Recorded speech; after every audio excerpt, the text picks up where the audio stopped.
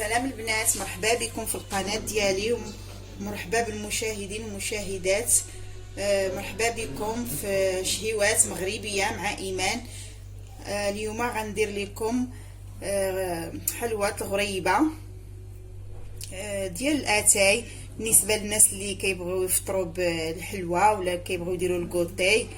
تيلقاوها موجودة، ما فيهاش بزاف المقادير وكتجي زوينه وهشيشه. عندنا الطحين، عندنا زلافه ديال سنيده، زلافه ديال الزيت، اللبده، شويه ديال كاوكاو خضر مهرمش مطحون مزيان. المهم على حساب اللي بغى يهرمشو اللي بغى يطحنو مزيان. 3 الخمارات. غناخدو الزبده،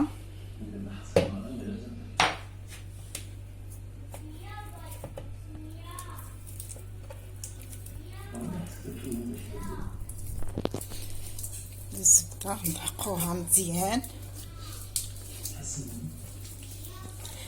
غنزيدو عليها سنيده،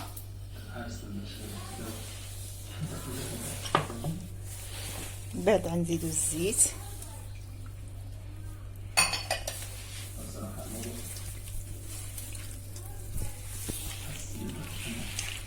غنزيدو عليها هذا كاوكاو مطحون،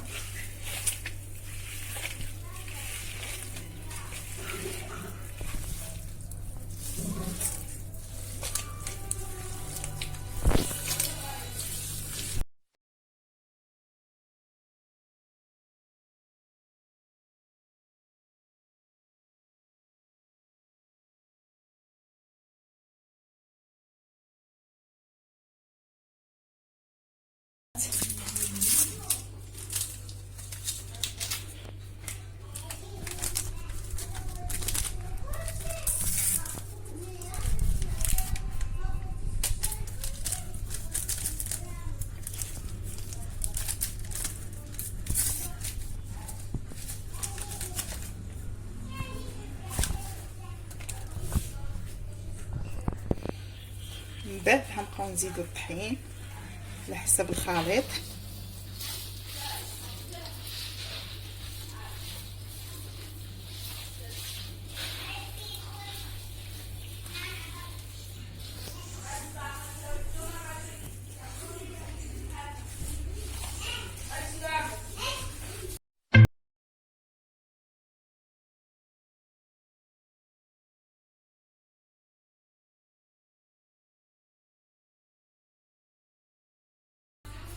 من بعد ما هكايا تنخلطوا العجينه ديالنا، خصها تجي العجينه قاصحه، ومن بعد نخليوها ترتاح شويه واحد 10 دقائق، ومن بعد نتلاقاو. كما تشوفوا من بعد ما خليناها 10 دقائق ارتاحت، تجي قاصحه هكايا.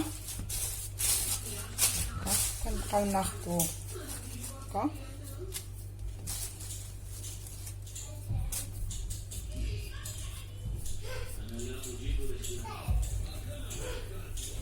نكوروها، ناخدو واحد الطاوه هكايا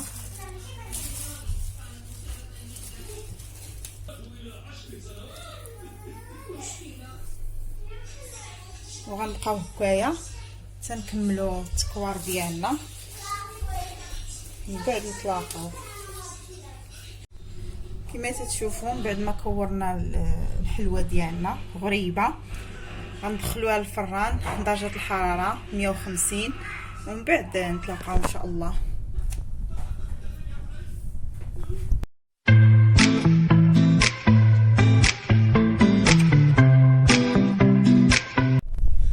وهذا هو الشكل النهائي ديال الغريبه، عاديه ما فيهاش بزاف المقادير وكتجي بنينه وهشيشه بالنسبه للناس كما قلت لكم اللي كيبغيو يفطروا بالحلوى ولا يديروا الكوتاي. وتنتمنى تنال اعجابكم وبالصحه والراحه.